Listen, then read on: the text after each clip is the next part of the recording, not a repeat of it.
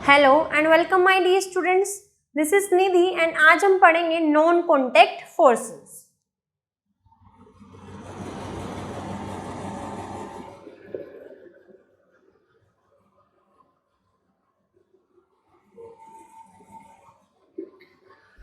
आपको last lecture में मैंने बताया था कि नॉन कॉन्टैक्ट फोर्स वो होते हैं जिनमें ज़रूरी नहीं है कि दो ऑब्जेक्ट एक दूसरे के साथ कॉन्टैक्ट में आए, वो एक डिस्टेंस से भी क्या होते हैं, अप्लाई होते हैं। ठीक है, तो मैं दोबारा इसकी डेफिनेशन लिख देती हूँ। The forces in which apply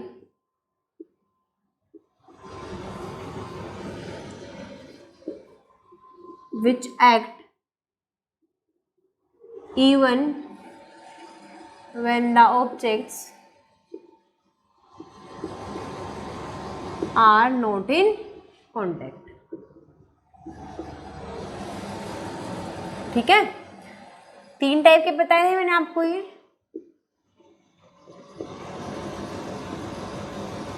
electrostatic force, magnetic force and gravitational force.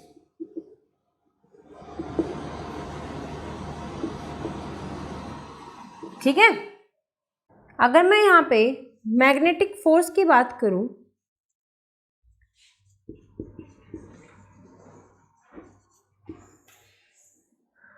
तो आप सबने एक एक्टिविटी बचपन में परफॉर्म की होगी। आप दो मैग्नेट को लेते हो और उनको एक दूसरे के पास लाते हो, फिर आप दो चीज़ें ऑब्जर्व करते थे, या तो एक दूसरे के टूड अट्रैक्ट होते थे या वो एक दूसरे से रिपेल होते थे। ठीक है, कि दो मैग्नेट या तो एक दूसरे के टूड अट्रैक्ट होते हैं, एक दूसरे को रिपेल करते हैं। अब उस चीज़ के लिए ज़रूरी नहीं है कि आपको मैग्नेट को कॉन्टैक्ट में लाना पड़े, मतलब उस अट्रैक्शन रिपल्शन के लिए क्या आप मैग्नेट को कॉन्टैक्ट में लाते थे? नहीं लाते थे ना। आप मैग्नेट को एक दूसरे से दूर रखते थे, तब भी आप एक चीज़ ऑब्जर्व करते थे कि मैग्नेट एक दूसरे को अट्रैक्ट कर रहे हैं। मतलब दो मैग्नेट एक दूसरे के साथ कॉन्टैक्ट में नहीं है, बट स्टिल वहाँ पे एक फोर्स अप्लाई हो रहा है, तो हो गया ना ये नॉन कॉन्टैक्ट फोर्स। ठीक है, जब एक मैग्नेट दूसरे मैग्नेट को अट्रैक्ट या रिपेल करता है, या अगर मैं बात करूं, आपने एक चीज और देखी होगी, जो मैग्नेट है वो आयरन ऑब्जेक्ट्स को भी अट्रैक्ट करता है। कि जैसे आप उसको किसी आयरन ऑब्जेक्ट के पास लेके जाओगे, आप क्या नोटिस करोगे कि वो जो मैग्नेट है वो उस आयरन ऑब्जेक्ट के टुवर्ड क्या हो रहा है, अट्रैक्ट हो रहा है। तो इसी फोर्स को हम कहते हैं मैग्नेटिक फोर्स। कि मैग्नेटिक फोर्स एक नॉन कॉन्टैक्ट फोर्स है जिसमें एक मैग्नेट दूसरे ऑब्जेक्ट्स को अट्रैक्ट करता है, या फिर एक मैग्नेट दूसरे मैग्नेट को अट्रैक्ट या रिपेल करता है। ठीक है, तो कैसे डिफाइन कर सकते हैं मैग्नेटिक फोर्स को? It is a non contact force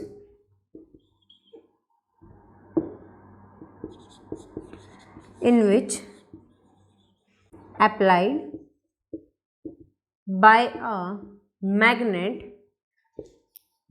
on the other objects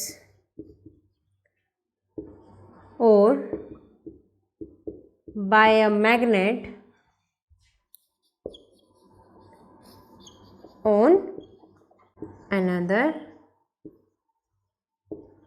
magnet।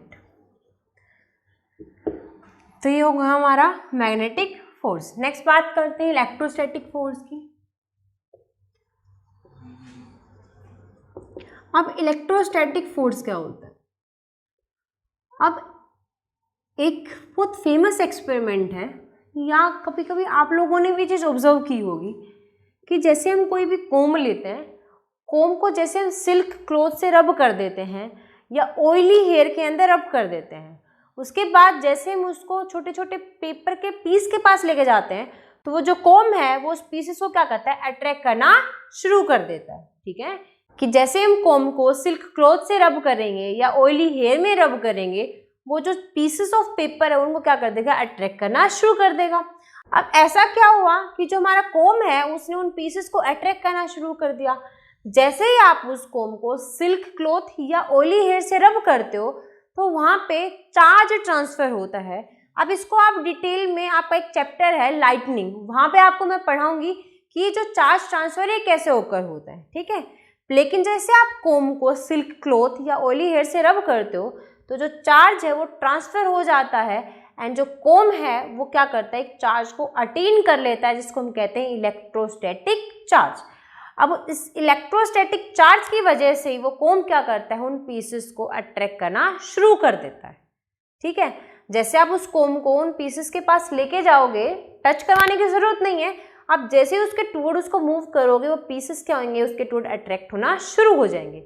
मतलब बिना कांटेक्ट में आए कोम ने क्या किया, उन पीसेस को अट्रैक्ट कर लिया। एंड क्यों अट्रैक्ट किया, क्योंकि कोम के पास क्या था, इलेक्ट्रोस्टैटिक चार्ज था, ठीक है। अब चार्ज दो टाइप के होते हैं, एक होता है पॉजिटिव चार्ज, एक होता है नेगेटिव चार्ज। अब जो पॉजिटिव चार्ज है एक दूसरे को क्या करते हैं, रिपेल करते हैं। नेगेटिव भी एक दूसरे को रिपेल करते हैं, लेकिन पॉजिटिव एंड नेगेटिव चार्ज क्या करते हैं, एक दूसरे को अट्रैक्ट करते हैं। ऐसी है मैग्नेटिक फोर्स। इसके अंदर मैं आपको बताना भूल गई कि जो मैग्नेट है, मैग्नेट के दो पोल होते हैं। मैग्नेट है टू पोल्स, एक होता है साउथ पोल और दूसरा होता है नॉर्थ पोल, ठीक है। अगर मैं दो मैग्नेट के साउथ पोल को एक साथ लाऊंगी तो एक दूसरे को रिपेल करेंगे। अगर मैं दो नॉर्थ पोल को एक साथ लाऊंगी तो भी क्या करेंगे, दूसरे को रिपेल करेंगे। लेकिन अगर मैं एक नॉर्थ को एंड एक साउथ को एक दूसरे के पास लाऊंगी तो एक दूसरे को क्या करेंगे, अट्रैक्ट करेंगे। ऐसे ही इसके अंदर होता है कि positive charge and positive charge एक दूसरे को रिपेल करते हैं, ठीक है। Negative charge and negative charge भी एक दूसरे को रिपेल करते हैं, लेकिन positive charge and negative charge एक दूसरे को क्या करते हैं, अट्रैक्ट करते हैं। क्लियर है कि जो चार्ज हैं वो दो होते हैं, positive and negative. This is positive charge, ये डिनोशन होती है पॉजिटिव चार्ज की, एंड ये क्या है, नेगेटिव चार्ज। जो इलेक्ट्रोस्टैटिक फोर्स, इसका एक नाम और होता है, इसको कहा जाता है कूलम फोर्स, ठीक है। अब क्या होता है electrostatic force, the force which act between two charges is called electrostatic force। ये भी एक नॉन कॉन्टेक्ट फोर्स है, क्योंकि मैंने बताया कि जैसे आप कोम को पेपर के पीसेस के पास लेके आओगे तो क्या करेगा, उसको अट्रैक्ट करना शुरू कर देगा। मतलब बिना कॉन्टेक्ट में आई उसने क्या कर दिया, अट्रैक्ट करना शुरू कर दिया। अगर मैं इसका एग्जाम्पल की बात करूं,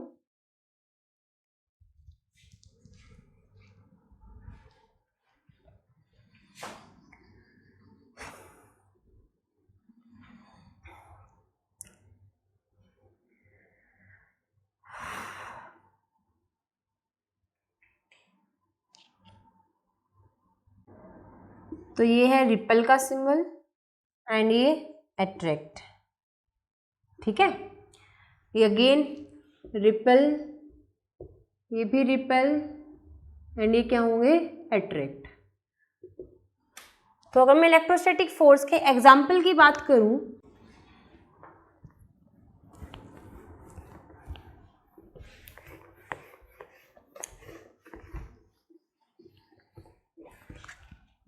when a comb is rubbed with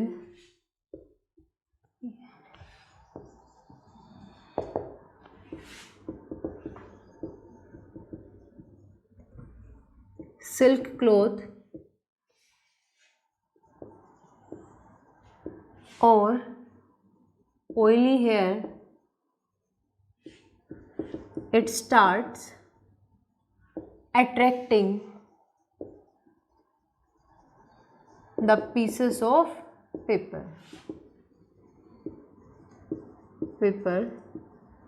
due to electric charge possessed by it due to charge transfer। Charge के ट्रांसफ़र होने की वजह से उसमें क्या आ जाता है, इलेक्ट्रोस्टैटिक चार्ज आ जाता है। ठीक है, तो ये हो गया हमारा इलेक्ट्रोस्टैटिक फोर्स। नेक्स्ट बात करते हैं, थर्ड जो आता है हमारा non contact force, that is gravitational force.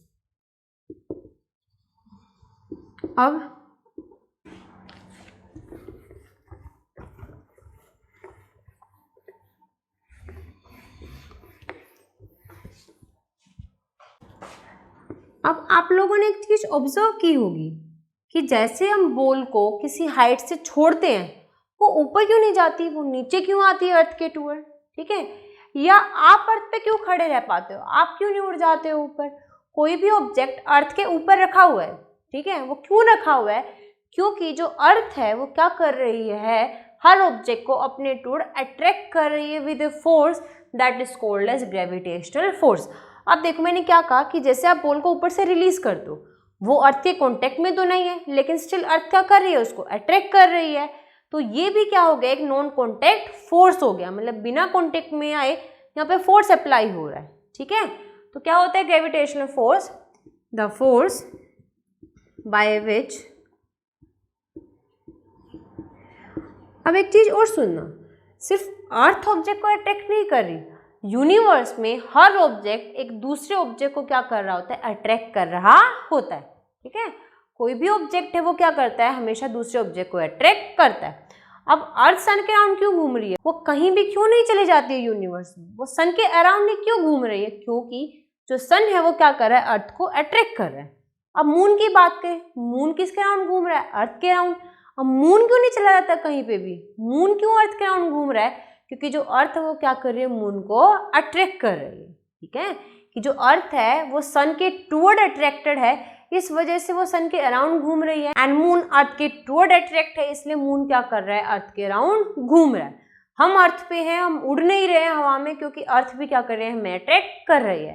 अब आपने सुना होगा कि जैसे मून पे जाते हैं हम वहाँ पे सरफेस पे खड़े नहीं हो पाते, हम हवा में उड़ते हैं, क्योंकि जो मून है ग्रेविटेशनल फोर्स तो वो भी अप्लाई कर रहा है, लेकिन वो बहुत कम अमाउंट में क्या कर रहा है, ग्रेविटेशनल फोर्स को अप्लाई कर रहा है।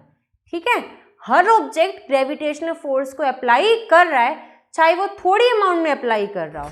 क्लियर है इतना। तो क्या होता है, ये एक फोर्स होता है by which any object in the universe attract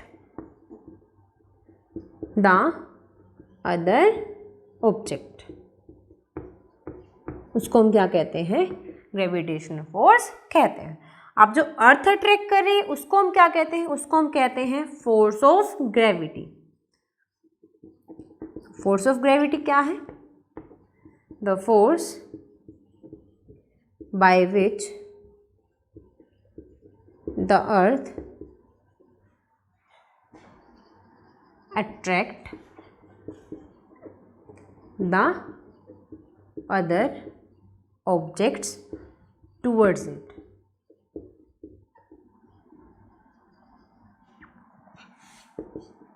अगर मैं एग्जाम्पल की बात करूं ग्रेविटेशनल फोर्स की, तो इसमें आ जाते हैं द अर्थ रिवॉल्व अराउंड सन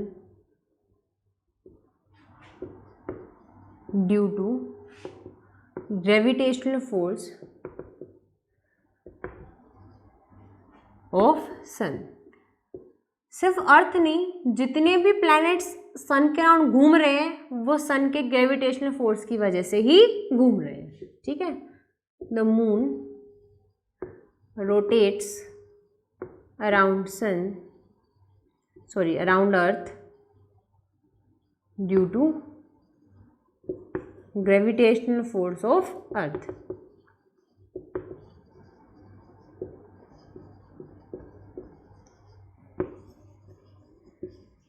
ठीक है, एक और एग्जांपल देख लेते हैं। द बॉल, या कोई भी फ्रूट जो ट्री से फॉल होता है, फॉलिंग क्या लिख सकते हैं, ऑलवेज फॉल्स टूवर्ड्स अर्थ, अर्थ के टुवर्ड क्या करते हैं, फॉल करते हैं। ठीक है, तो इसी के साथ हमारे नॉन कॉन्टैक्ट फोर्स ख़त्म होते हैं। आज के लिए इतना ही रखते हैं। जो फोर्स के इफ़ेक्ट हैं, मतलब जो फोर्स है जब वो किसी बॉडी पे अप्लाई होता है तो वहाँ पे वो क्या इफ़ेक्ट क्रिएट करता है, उसको हम नेक्स्ट लेक्चर में स्टडी करेंगे। अगर आपको कोई डाउट आता है तो आप अपने व्हाट्सएप ग्रुप या कमेंट सेक्शन में मेंशन कर सकते हो। And please don't forget to subscribe and hit the bell icon.